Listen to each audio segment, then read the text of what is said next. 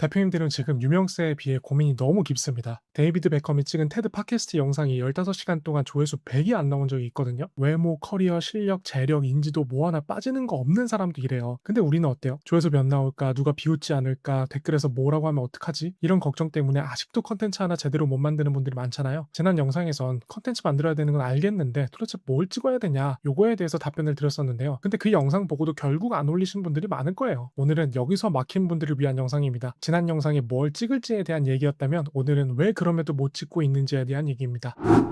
제가 "왜 안 올리셨어요?" 대표님들한테 얘기 들어보면요, 온갖 이유들이 쏟아지죠. "내가 이걸 말해도 되나? 나는 그냥 이거 파는 사람일 뿐인데. 나보다 더 잘하는 사람 많을 텐데. 나보다 매출 높은 브랜드 많은데. 다른 데서 다 하는 얘긴데 내가 해서 뭐가 달라지는 게 있나? 혹시 틀린 말이면 어떡하지? 뭐 댓글에서 누가 반박하진 않을까?" 이것도 진짜 재능 아닙니까? 저런 부정적인 이유들이 쉴 새 없이 떠오르는 것도 이게 똑똑하니까 가능한 거예요. 생각이 많고 경우의 수가 많이 보이고 리스크가 많이 보이는 거죠. 근데 이게 진짜 지식의 저주예요. 이런 전제가 깔려 있는 거죠. 내가 컨텐츠를 올리려면 남들이 안 하는 새로운 얘기를 해야 된다. 내가 하는 말은 반박당하지 않을 만큼 완벽해야 된다. 근데 이 기준으로 가면 세상에 컨텐츠 올릴 수 있는 사람 거의 없어요. 하늘 아래 완전히 새로운 컨텐츠라는 게 어디 있습니까? 저도 마찬가지예요. 뭐 제가 하는 모든 말이 제 머리에서 갑자기 뭐 나왔겠습니까? 아니죠. 뭐 저도 어디서 주워 들은 것도 많고 다른 유튜브나 인스타 강의에서 배운 것도 있고 현장에서 본 것도 있고 뭐 컨설팅하면서 느낀 것도 있고 직접 해보다가 틀린 것도 있죠. 중요한 건 이 얘기가 세상에서 처음 나온 말이냐가 아니라 그걸 누가 어떤 경험을 바탕으로 어떤 기준으로 말하느냐가 중요한 겁니다. 물론 조심해야죠. 뭐 틀린 정보 말하면 안 되고 고객 속이면 안 되고 허위 과장하면 안 되죠. 근데 지금 대표님들이 걱정하는 건 그런 수준이 아니잖아요. 고객 질문 하나 답하는 것도 못 올리잖아요. 제품 만들면서 느낀 점 하나 말하는 것도 힘들어하시고 상담하면서 반복해서 듣는 그 얘기 하나 풀어내는 게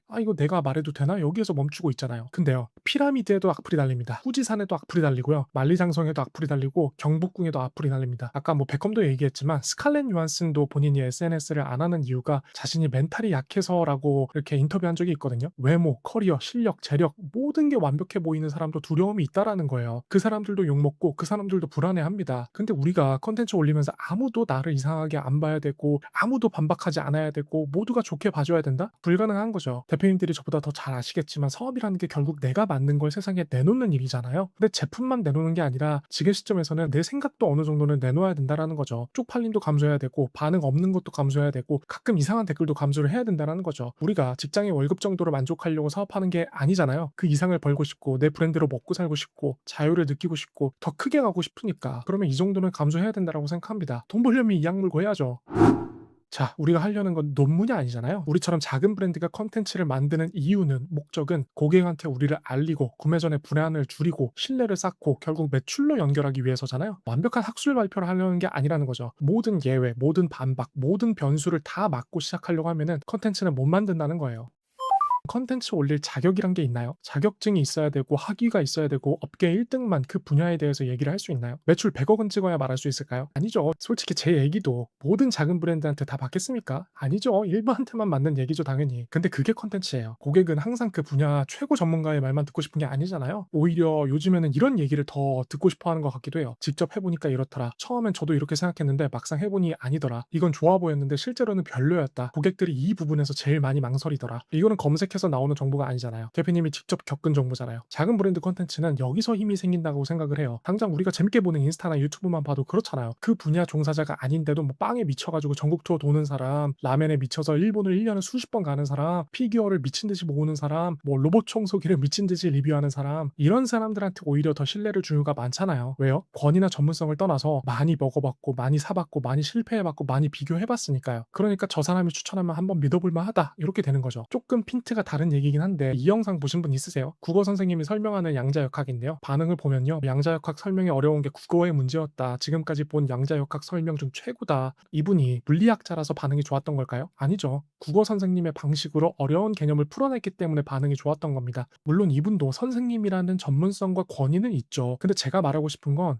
어떤 분야를 말하는 데 있어서 반드시 그 업계에서 20년 일해야 되고 성과가 엄청나야 되고 학위나 자격증이 있어야만 하는 게 아니라는 거예요. 내가 가진 관점으로 해석할 수 있으면 됩니다. 대표님도 마찬가지예요. 업계 1등은 아닐 수도 있고 학자는 아닐 수도 있어요. 근데 직접 만들었고 직접 팔았고 직접 고객을 만났고 직접 시행착오를 겪었다면 그 이야기는 충분히 컨텐츠가 될 수 있다는 것이죠.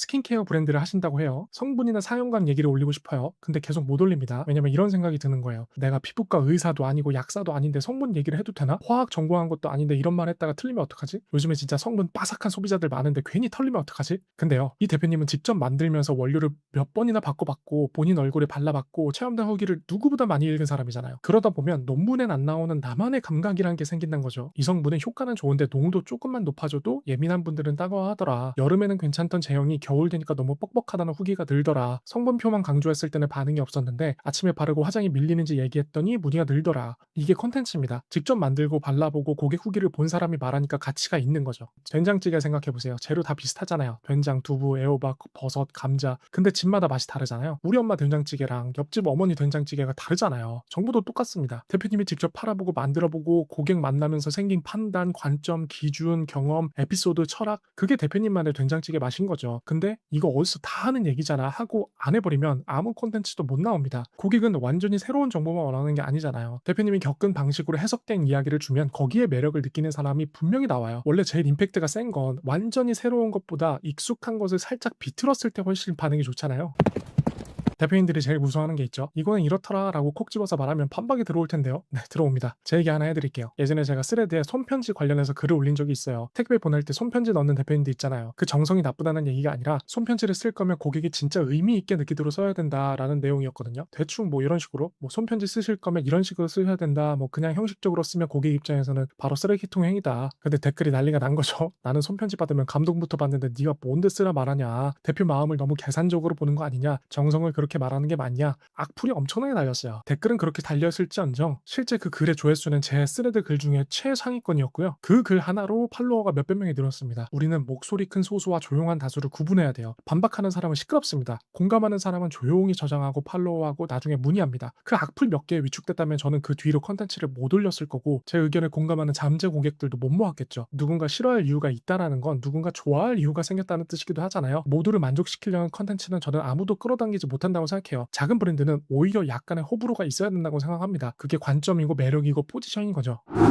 또 대표님이 컨텐츠를 못 만드는 이유 중에 하나가 정보가 너무 많아서 못 움직이는 건데요. 요즘 정보가 너무 많습니다. 문제는 내 상황에 필요 없는 정보까지 다 이렇게 긁어 모으려고 하신다는 거죠. 이게 정보를 찾아다니는 게 좀 도박이랑 비슷해요. 유튜브, 인스타에서 컨텐츠 한 30개, 40개를 막 봅니다. 이건 도움될까? 저건 도움될까? 그중 대부분은 지금 나한테 별 도움이 안 되잖아요. 근데 어쩌다가 발견한 한두 개가 진짜 좋아요. 와, 이거 진짜 꿀팁이다. 좋은 인사이트다. 그거 하나 때문에 나머지 39개를 계속 소비하게 되는 겁니다. 그러는 동안 시간은 가고 에너지는 빠지고 기준은 더 흐려지죠. 게다가 좋은 정보들을 좀 찾아도 서로 다른 말을 하는 경우가 부지기수예요. 문제는 나는 사실 잘 모르다 보니까 그 두 말이 다 맞는 것 같다라는 겁니다. 그래서 더 못 움직여요. 이렇게 흔들릴 때는 목적을 계속 상기해야 됩니다. 우리의 목표가 뭐예요? 지금 내가 할 수 있는 현실적인 선에서 인지도를 만들고 유입을 만들고 전환을 만들어서 결국 매출을 만드는 겁니다. 브랜딩이 맞네, 마케팅이 맞네, 뭐 쇼폼이 맞네, 롱폼이 맞네. 우리 입장에서 그게 뭐가 중요해요? 다 수단인 거잖아요. 뭐 공부 못하는 학생, 다이어트 못하는 사람 특징 아시죠? 공부는 안 하고 공부법만 찾아다닙니다. 덜 먹고 움직이면 되는데 다이어트법만 백날 찾아요. 마케팅도 마찬가지입니다. 뭐가 좋대, 뭐가 좋대. 그걸 계속 찾는 것보다는 일단 내가 해봐야 이게 나한테 맞는지 아닌지가 보일 거잖아요. 특히 0에서 1을 만드는 초기에는 더 그렇다고 생각하거든요. 일단 먹고 살 만큼의 그 매출을 만드는 그 지점까지는 마케팅 방법론의 미세한 차이보다는 실행하느냐 안 하느냐가 훨씬 크다고 생각해요. 예전에 메이플 스토리 하던 거 생각해보세요. 초반 레벨에서는 슬라임을 잡든 뭐 버섯을 잡든 솔직히 거기서 거기잖아요. 일단 사냥을 해야 레벨이 오릅니다. 마케팅도 내가 어떤 방법을 쓰냐라기보다는 그걸 실제로 하느냐가 훨씬 중요하다는 거죠. 그러니까 방법에 취하지 마시고 목적을 보시라라고 말씀드리고 싶습니다.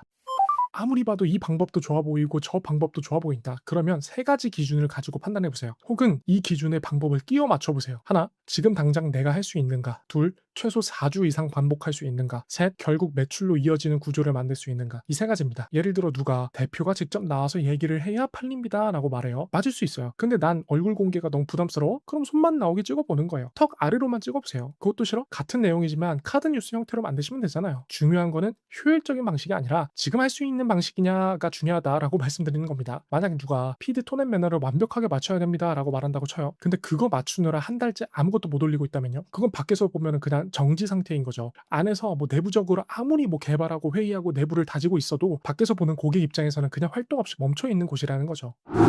대표님들이 또 걱정하는 게 있습니다. "이거 한번 잘못 올리면 어떡하지? 이 방향으로 갔다가 틀리면 어떡하지? 이게 맞나?" 다시 한번 유명세에 비해 걱정이 많으십니다. 냉정하게 말씀드리면 1에서 3인 브랜드, 월 매출 3천 이하의 단계에서 컨텐츠 하나 잘못 올렸다고 브랜드가 치명적으로 망가질 확률은 매우 낮습니다. 물론 선을 넘는 말, 허위 과장, 고객을 속이는 말은 하면 안 되죠. 그런데 정상적인 범위에서 내 생각을 말하고 고객 질문에 답해보고 제품 이야기나 시행착오를 공유하는 정도로는 브랜드가 망가지지 않는다는 거예요. 내가 뭔가 하나를 해봤을 때 요게 설령 우리의 방향성과 맞지 않더라도 그 도움되는 정도가 10점 만점에 뭐 2점, 3점이 될 수는 있겠지만 적어도 0이나 마이너스는 아니라고요. 근데 안 하면 그게 0점인 거죠. 직장 다닐 때도 보면은 주니어 분들이나 뭐 신입사원 분들이 보고서 뭐 기획안 같은 걸 이렇게 제출하라고 했을 때 많이 실수하는 것이 퀄리티에 너무 신경 쓰다가 데드라인을 못 맞추는 거잖아요. 근데 조직 입장에서는 상사 입장에서는 데드라인 맞추는 게 훨씬 중요하잖아요. 자료가 와야 뭐 피드백을 줄 수 있는데 완성이 안 됐고 자료 자체가 뭐 나한테 온 게 없으면 아무것도 못 하잖아요. 컨텐츠도 똑같습니다. 첫 문장이 약한지 말투가 어색한지 고객이 어디서 반응하는지 어떤 질문이 다시 들어오는지 이건 올려야 합니다. 안 올리면 영원히 모릅니다.